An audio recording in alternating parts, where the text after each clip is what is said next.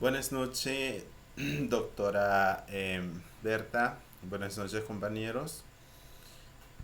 Nosotros vamos a continuar con el desarrollo de los seminarios. En este caso nos corresponde el tema 27, correspondiente a inmunología de bacterias, mecanismos de invasión bacteriana. Eh, los integrantes somos mi compañera Anadeli Flores Cruz y mi persona Brian Isaac Flores Canizales del grupo teórico 2. Vamos a empezar hablando de lo que son mecanismos de defensa bacteriana. Lo vamos a relacionar con las defensas que nosotros como personas o como humanos tenemos cuando nos defendemos de otra persona, y lo hacemos a través de, llamémosle, de defensa personalizada, como lo es el karate, cuestiones así nos defendemos nosotros. Entonces, al igual que las bacterias, tienen su propio mecanismo de defensa para el sistema inmune de cada uno de nosotros. Varias bacterias han desarrollado mecanismos que les permiten escapar tanto de la inmunidad innata, que es la respuesta inmediata que nuestro sistema inmune da al detectar un cuerpo extraño dentro de nuestro sistema, como a la adquirida, que es la que vamos a vamos tomando, digamos así, después de cada vacuna que nos ponemos, después de antibióticos, todas esas cuestiones. Y estos son los mecanismos. El primero es evitar ser reconocida. Y se nos pone el caso de lo que es, o como ejemplo, mejor digamos, la pseudoma aeruginosa.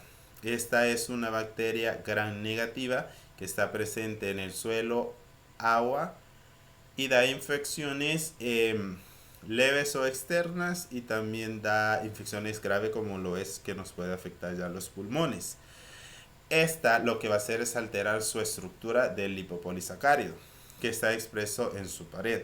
El lipopolisacárido o endotoxina es un componente de las gram negativas, que es un componente de las gram negativas, componente que da la activación del sistema inmune. Digamos, de forma natural la bacteria entra, como lleva el lipopolisacárido, inmediatamente nuestro sistema la reconoce y la activa, pero esta como lo que va a hacer es alterarlo para no ser reconocida.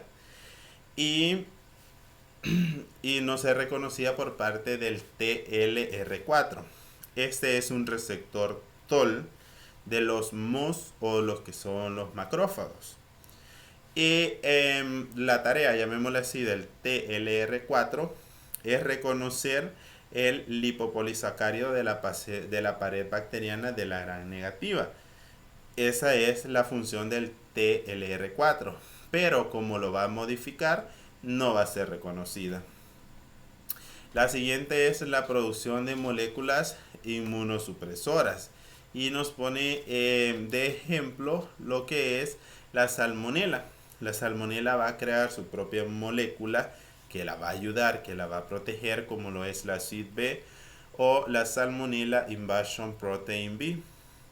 Estas moléculas van a activar la caspasa 1 para desencadenar una serie de fenómenos que van a inducir a la apoptosis.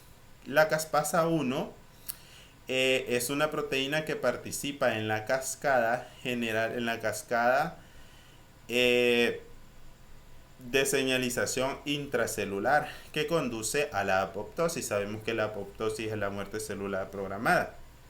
Entonces, entra la salmonela, activa la caspasa, inmediatamente la caspasa se activa, se da una serie de fenómenos que van a inducir a la apoptosis del macrófago. En otras palabras, va a inducir a la muerte del macrófago de forma no normal.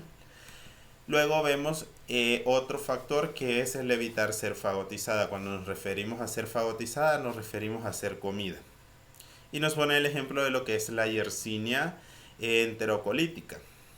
El caso de la Yersinia es una enfermedad bacteriana que generalmente afecta nuestro tracto intestinal.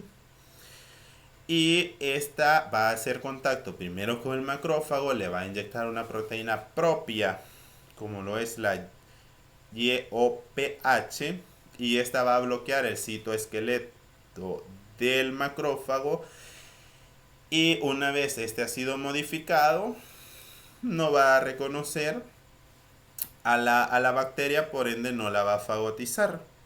El fagocito lo que hace es engullir, comer, devorar partículas grandes, también como lo son las bacterias, y dan lugar a un compartimiento interno llamado fagosoma, que es evitar la iniciación del proceso envolvente por el cual los fagocitos forman al fagosoma. Entonces, el fagosoma está dentro del fagocito y ahí es donde se da la destrucción de bastante material. Luego tenemos la cuarta, que es vivir dentro del fagosoma del macrófago, pero evitando la fusión de los lisosomas. Y nos pone el ejemplo de lo que es la Legionella pneumopila. Esta va a inyectar al macrófago una proteína que interfiere la fusión con los sacos lisosomales. Los sacos lisosomales son encargados de reciclar restos celulares y desechos. También pueden destruir virus y bacterias. Entonces esto no le va a convenir a la bacteria, por ende va a impedir que estos sacos se fusionen. La bacteria dentro del macrófago se va a establecer dentro de los sacos y se va a multiplicar antes de matar al huésped e infectar a las células vecinas. Luego tenemos evitar el desarrollo de un proceso antiinflamatorio. Vamos a decir que un proceso inflamatorio o es la respuesta inflamatoria se da cuando un tejido es lesionado por bacterias, por traumatismo, por laceraciones o por cualquier otro tipo de cosa. Entonces ahí se va a dar lo que es el proceso inflamatorio.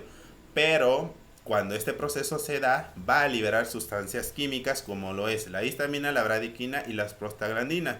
Entonces estas sustancias van a matar a la bacteria. Por ende, a ella no le conviene que esto se dé. Y nos pone el caso de lo que es la Mycobacterium tuberculosis y la Salmonella typhimurium. Estas van a inducir la producción del IL-10. El IL-10 lo que hace es reducir la inflamación, impedir que las células inmunitarias elaboren citocinas. Entonces, va a inducir la producción de este.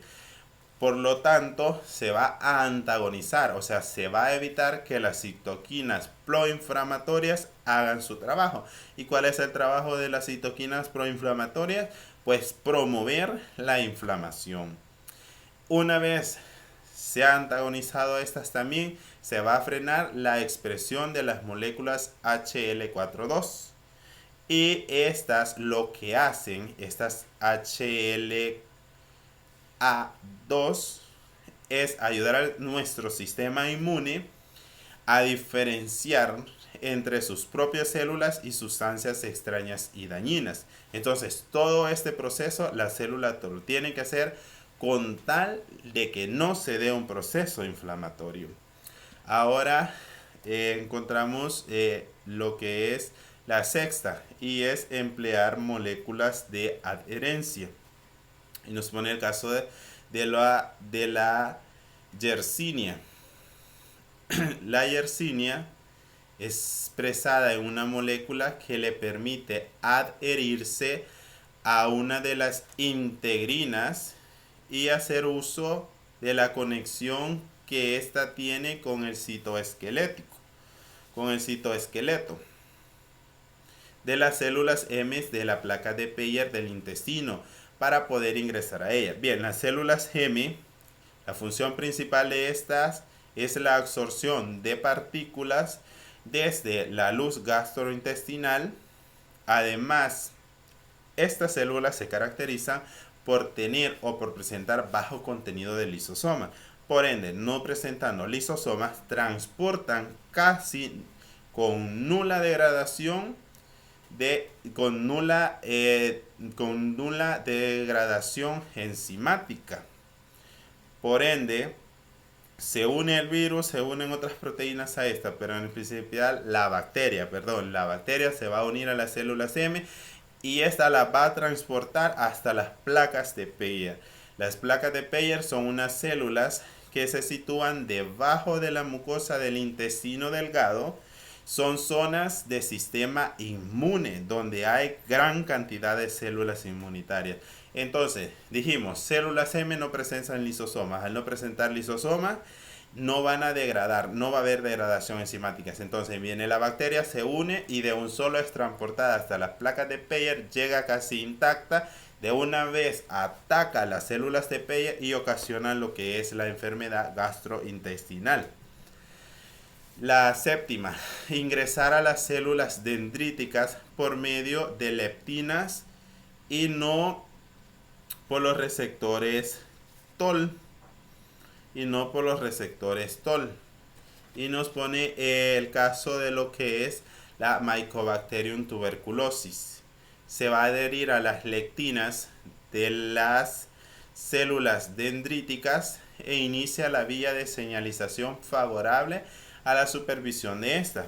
Las células dendríticas son las responsables de la iniciación de la respuesta inmunitaria y la función de estas es ser centinelas del sistema inmune. Entonces, esta se va a unir a las células dendríticas y van a viajar juntas y por ende el sistema inmune no las va a percatar. Luego tenemos la octava, que es la producción de moléculas especiales. Aquí se nos presenta lo que es la Shigella flexneri. Es un patógeno también intestinal y lo que va a hacer es que va a expresar en su membrana polisacárido que la va a defender de los péptidos antimicrobióticos secretados por las células de Paneth de la crista intestinal. Ahora se nos presenta también lo que es la producción de superantígenos. Este es otro mecanismo de las bacterias y se nos presenta el caso de la Staphylococcus aureus, la Staphylococcus pyogenes y la Mycoplasma. Producen toxinas que actúan como superantígenos. Los superantígenos lo que hacen es proporcionar a las bacterias que los producen una serie de estrategias para contrarrestar al sistema inmune del hospedero, por lo menos, o sea, para no ser atacadas por este. Bien, ahora vamos a hablar un poco acerca de lo que son factores que facilitan la invasión microbiana. Cuando nos referimos a invasión, vamos a decir que es el proceso a través del cual las bacterias, parásitos, hongos y virus penetran a las células del tejido del hospedador y diseminan dentro del organismo. Cuando se refiere a diseminar, es que se van a distribuir. Invadieron por un lugar específico y luego se van a distribuir hacia todo el sistema. Y entre la invasión microbiana puede facilitar lo siguiente: el factor de virulencia. La virulencia es la capacidad de una bacteria para defenderse del mecanismo del hospedadero y por ende producir la enfermedad. Y vemos que también está la adherencia microbiana, la resistencia a antibióticos, que es lo que vamos a ver a continuación. Sabemos que las bacterias ahora en día han desarrollado una infinidad de mecanismos que las hacen resistentes a los antibióticos. Es más, muchas veces se habla de una pandemia que puede ser la resistencia a los antibióticos, y analizando bien si es cierto, porque va a llegar un punto en el que los antibióticos, por muy fuerte que sean, no van a destruir, no van a poder eliminar las bacterias, ya que nosotros nos automedicamos con antibiótico y en vez de matar la bacteria, lo que hacemos es estarla volviendo más inmune. Entonces yo recomiendo de que cuando nosotros nos administremos un antibiótico, tiene que ser con prescripción médica. Los mecanismos de la resistencia a los antibióticos son tres. El primero es la inactivación del antibiótico por enzimas. Una enzima es una proteína compleja que va a producir cambios químicos específicos en todas partes y pueden funcionar como descomponentes de alimento. Por ejemplo, tenemos en nuestra boca la amilasa salival, que es la que nos ayuda a descomponer la bacteria. Esa es una enzima, pero en este caso las bacterias van a utilizar las enzimas para volverse resistentes. Las bacterias producen enzimas que inactivan a los antibióticos. Lo importante o las más importantes son las beta-lactamasas y muchas bacterias son capaces de producirla. Un antibiótico es un fármaco que va a combatir infecciones causadas únicamente por bacterias. Las beta-lactamasas son enzimas capaces de inactivar la familia o alguna familia de antibióticos, por ejemplo las penicilinas, las cefaloporinas, y estas las producen únicamente lo que son las gram negativas. Modificaciones bacterianas que impiden la llegada del antibiótico al punto diana. Las bacterias producen mutaciones en las porinas de la pared que impiden la entrada de ciertos antibióticos beta-lactámicos. Las porinas son canales en la membrana externa de las gram negativas que trabajan como filtros. Y otra función de las porinas es retardar el acceso de los antibióticos al interior de la bacteria. O sea, de manera natural, estas porinas inactivan o hacen más difícil la entrada de un antibiótico a la bacteria. Y no digamos ya cuando ha sido modificada, va a tener más difícil ese ingreso del antibiótico hacia la bacteria. Y ahí es donde se están volviendo más inmunes. La tercera es alteración por parte de la bacteria en el punto diana, impidiendo o dificultando la acción del antibiótico. Un punto diana es, si nos fijamos en cuando juegan flecha, está el círculo y en medio está un punto blanco. Ese es el punto diana, el punto blanco. Entonces, si un antibiótico lo ingerimos, el punto blanco para el antibiótico va a ser la bacteria. Las bacterias producen mutaciones en las porinas, en las paredes, que impide la entrada de ciertos antibióticos beta-lactámicos que alteran el transporte de aminoglucósidos. Bien, ahora la patogenia o la patogenicidad de la infección bacteriana.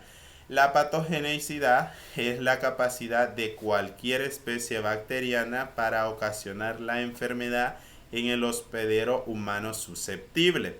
Y así se va a dar lo que es la aparición de los signos y síntomas.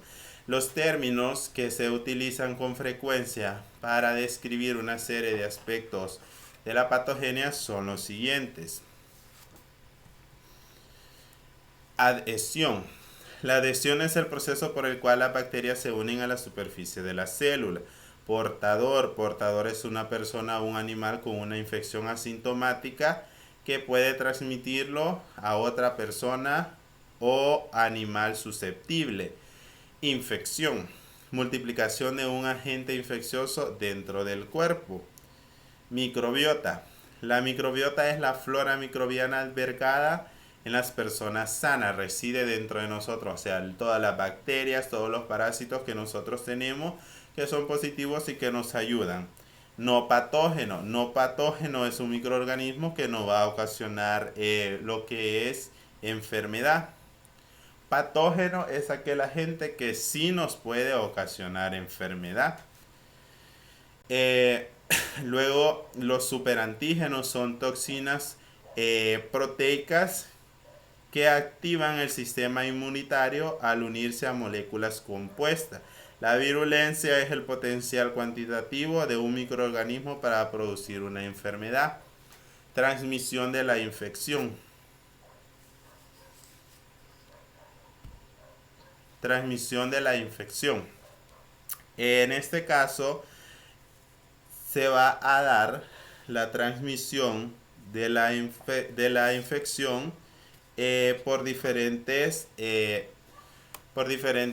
llamémosle, motivos. Las bacterias se adaptan a diversos ambientes que comprenden fuentes externas como tierra, agua y materia orgánica, fuentes internas encontradas dentro de los insectos, animales y seres humanos donde por lo general habita y subsisten. Otro ejemplo de la transmisión de la infección se puede dar con un contacto directo con la persona enferma a través de besos, a través de tocarse, de estornudar, de toser y de contacto sexual también se puede dar. Al producir una infección asintomática o enfermedad leve en lugar de la muerte del hospedero, los microorganismos que ya habitan normalmente ahí en las personas va a aumentar la probabilidad de la transmisión de una persona a otra, pero también se da de un animal a un humano. Por ejemplo, algunas especies de Salmonella y Campylobacter, estas van a infectar a los animales. Supongamos que afectan a un ganado vacuno. Luego este ganado vacuno es destazado. Siendo infectado, nosotros humanos consumimos la carne y ahí nos contaminamos o nos infectamos nosotros también a través del producto alimenticio. Otro caso es la Clostridium. Esta se encuentra en el medio ambiente y se transporta al humano a través de su ingestión. Por ejemplo, la gastroenteritis por Clostridium. Cuando andamos una herida en una parte del cuerpo y se contamina con tierra, ahí podemos contraer lo que es la Clostridium perfringens, que esta va a ocasionarnos lo que es la gangrena gaseosa. Vías de entrada de las bacterias al cuerpo más frecuentes son los sitios donde la mucosa se une. Por ejemplo, el aparato respiratorio, nuestro aparato respiratorio, en nuestras vías superiores y nuestras vías inferiores. Ahí podemos infectarnos de lo que es la Mycobacterium tuberculosis. También tenemos nuestro tubo digestivo, especialmente es la boca, porque es donde entran nuestros alimentos y nos podemos contaminar con los que son las salmonelas y la yersinia. El aparato genital y urinario. Nos podemos infectar de lo que son los lactobacillus, staphylococcus y la cándida. Áreas normalmente de nuestra mucosa que nos sirven como barreras principales y naturales contra infecciones, que es la piel. Esta, al sufrir una laceración, al sufrir una quemadura o un raspón, se vuelve susceptible a contraer infección. Para producir una enfermedad, los microorganismos patógenos deben vencer todas estas barreras. Factores de adhesión. Cuando la bacteria ingresa al cuerpo del hospedero, debe adherirse inmediatamente a las células superficiales de un tejido. Si no se adhiere, sería barrida por moco y otros líquidos que bañan la superficie. Por ejemplo, en el caso de nuestras fimbrias en la nariz, nos ingresa una partícula de polvo o otra bacteria. Inmediatamente las fimbrias la detectan, se hace como un movimiento, estas van a activar el estornudo. Activándose el estornudo, se va a ocasionar el moco y quedan pegadas en el moco estas partículas y así son eliminadas. Por ejemplo, entra una bacteria a nuestra boca y luego llega a nuestro sistema inmune. Si esta no se adhiere, inmediatamente llega al jugo gástrico, moriría. Pero por eso estas se adhieren. Por ejemplo, hay muchas bacterias que tienen pili, apéndices gruesos o en muchas formas de barra o fimbrias, estructuras más cortas como vellos, que se extienden desde la superficie de la célula bacteriana y ayudan a mediar la adhesión de las bacterias a la superficie de la célula hospedadora. Por ejemplo, algunas cepas de E. coli tienen pili tipo 1 que se adhieren a los receptores de las células epiteliales. Invasión de células y tejidos en el hospedero. La invasión es el término comúnmente empleado para describir la entrada de bacterias a las células del hospedero. La invasión de los epitelios del hospedero es un aspecto central que permite la infección. Un hospedero es el individuo, organismo o células dentro del cual otro organismo coexiste y se replica. Es decir, nosotros como humanos somos hospederos de nuestras bacterias positivas, de nuestros parásitos, pero nuestros sistemas también se pueden volver hospedadero, como por ejemplo nuestros pulmones de lo que es la Mycobacterium tuberculosis. Esta va a llegar, se va a adherir ahí y sí puede ocasionar daño. Eh, si nuestro si nuestro sistema está funcionando bien, si no hay problemas en el contraste, si no se sufre anormalidad genética, si no estamos siendo sometidos a quimioterapias o a tratamientos prolongados de antibiótico, entonces vamos a responder bien. Pero mencionemos las últimas: si una persona se está siendo sometida a quimioterapia o a tratamientos prolongados de antibiótico, sabemos que estas van a matar las células malas o las células que nos están ocasionando daño, pero también van a dañar y van a matar las células buenas que nos defienden. Por ende, estas personas van a ser las más propensas a sufrir infecciones. Cuando están dentro de las células del hospedero, la bacteria puede permanecer encerradas en vacuolas y dentro de la membrana, pero también se puede disparcer y por ejemplo la shigella, estas se multiplican dentro del hospedero y hay otras que no lo pueden hacer. Y así es como finalicé con la parte de mi exposición. Mi compañera va a continuar exponiéndoles acerca de lo que son los mecanismos de defensa del hospedadero. Gracias. Yo soy Ana Delis Flores Cruz y me corresponde explicar los mecanismos de defensa del hospedero. Primero que nada, hay que definir qué es el hospedero en sí, pues este va a ser el individuo, organismo o célula en el cual se van a replicar o van a vivir diferentes organismos que pueden ser beneficiosos para el hospedero o pueden ser patógenos. Los mecanismos de defensa contra infecciones bacterianas vamos a tener que se dividen en dos tipos. Uno van a ser parte de la inmunidad innata y los otros van a constituir a la inmunidad adquirida, específica o adaptativa.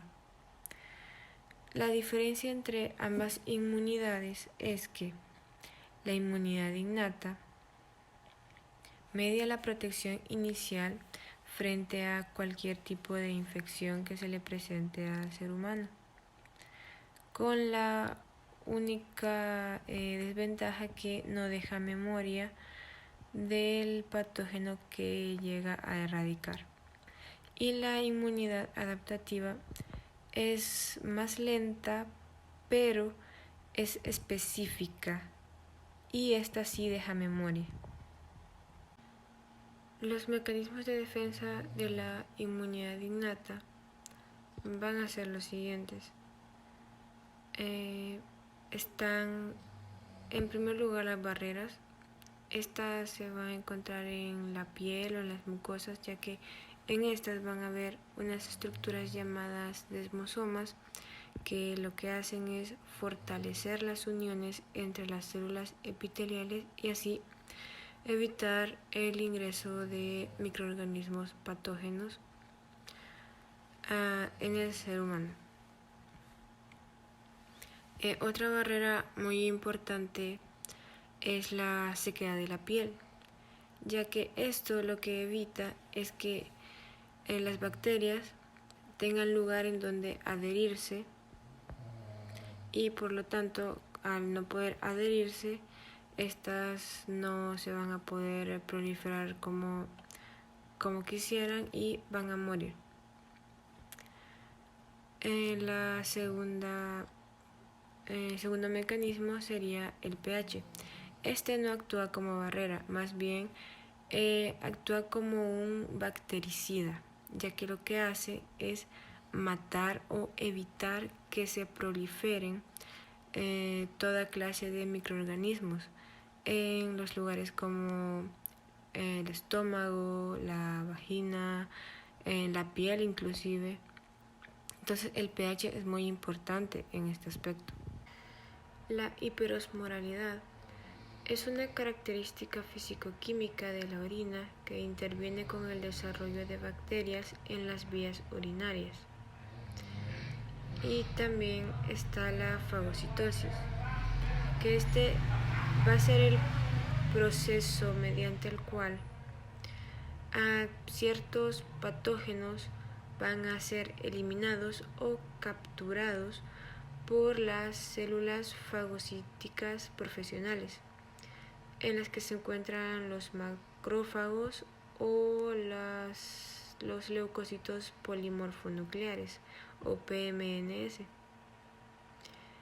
Estos leucocitos polimorfonucleares tienen una característica, que estos actúan en contra de una bacteria llamada Listeria monocytogenes, que tiene la peculiaridad de adherirse a las células de Kupffer en el hígado. Otro mecanismo muy importante de la inmunidad innata es la inflamación. ¿Por qué?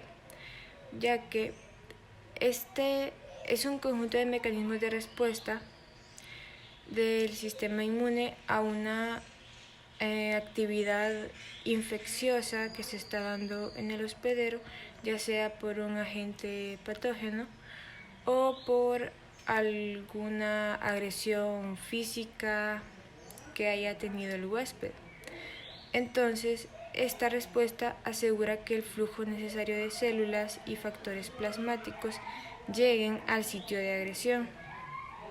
Por lo tanto, es un mecanismo totalmente normal que lo vamos a encontrar tanto en la inmunidad innata como en la inmunidad adquirida. Una cosa que hay que recalcar aquí es que si se llega a dar una inflamación sin que haya un agente que lo esté ocasionando, esto también puede traerle un daño muy severo al hospedero. El sistema complemento es indispensable para complementar la respuesta inmune, ya que este sistema va a actuar lisando a microorganismos o células extrañas y reforzando la fagocitosis en este proceso. También incrementará los mecanismos de inflamación y va a ser indispensable tanto para la inmunidad innata como para la inmunidad adquirida, ya que estimula a los linfocitos B y también para que estos produzcan más anticuerpos. Ayuda a la eliminación de complejos inmunes y cuerpos apoptóticos, y también refuerza la inmunidad humoral. La proteína C reactiva se incrementa notoriamente las primeras 24 horas luego de un proceso infeccioso o inflamatorio. Y también tenemos el mecanismo de la flora normal. Bueno, en todo nuestro organismo vamos a poseer bacterias que no nos causan ningún daño, es más, son beneficiosas para tener una salud óptima, que estas son las que contribuyen a la microbiota de nuestro organismo, del hospedero. Entonces, si la microbiota por alguna razón comienza a ser eliminada, ya sea por tomar algún antibiótico por un tiempo prolongado, esto lo que nos va a ocasionar es que otro tipo de bacterias patógenas nos ataquen de forma más rápida. Otro mecanismo de defensa de la inmunidad innata es el control de la disponibilidad del hierro. pues algunas bacterias, como es el caso de las bacterias gram negativas, estas necesitan de la disposición de bastante hierro, ya sea del hospedero, por ejemplo, para que incremente su patogenicidad. Entonces, la lactoferrina lo que hace es que impide que el hierro quede a disposición de todas esas bacterias que lo necesitan para multiplicarse. Ahora bien, voy a tocar los mecanismos de la inmunidad adquirida. Este tipo de inmunidad tiene la característica que, aunque al principio actúa de forma lenta, tiene la capacidad de dejar memoria del patógeno que erradica. Por lo tanto, aunque actúe lento al principio, si el mismo patógeno llega a querer afectar al hospedero nuevamente, esta inmunidad va a actuar rápidamente, otra vez, y de forma más específica. De este tipo de inmunidad vamos a encontrar dos tipos: inmunidad humoral e inmunidad celular. Ambas van a estar mediadas por diferentes células, en específico los linfocitos T y B. La inmunidad humoral, esta se caracteriza por la respuesta de los linfocitos B mediante la presencia de un antígeno y por la producción de anticuerpos de estos. Entonces, se va a dividir en dos partes, en una respuesta primaria y en una respuesta secundaria.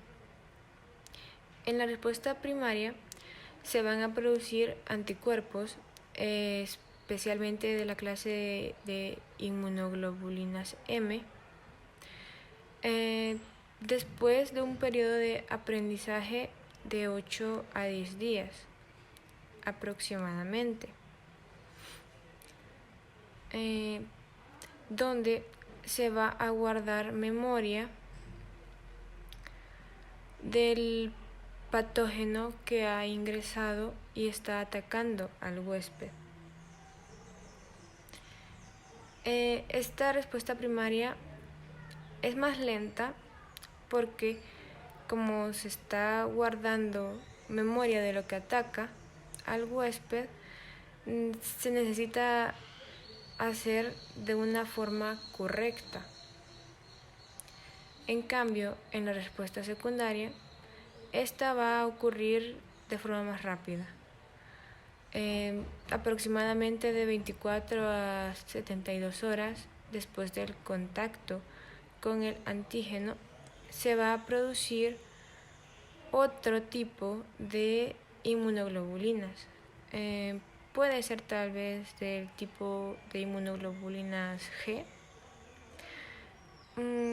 ya que tienen mayor especificidad por el antígeno que está atacando nuevamente. Y pueda que este mismo antígeno se haya reforzado a los ataques anteriores, pero como ahora esta respuesta secundaria ya tiene memoria de cómo fue que venció al patógeno, entonces será de forma más rápida y potente que la primera vez. Y por último tendremos a la inmunidad celular. Esta protege al hospedero de aquellas bacterias que han superado todas las barreras de la inmunidad innata.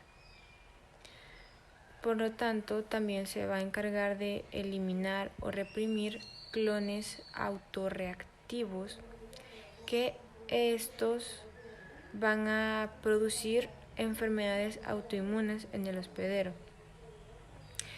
Este tipo de inmunidad va a estar mediada por los linfocitos T, que directamente o por medio de citoquinas van a activar a los macrófagos para que inicien procesos metabólicos y que eliminen al patógeno. Un ejemplo de esto sería una defensa contra las infecciones bacterianas intracelulares, por ejemplo la neumonía, tuberculosis, lepra o fiebre tifoidea. Estas son controladas por los linfocitos T de este tipo de inmunidad, ya que este tipo de bacterias van a ser controladas por las citoquinas también, que activan a los macrófagos que inician los procesos metabólicos para que maten a este tipo de microbios.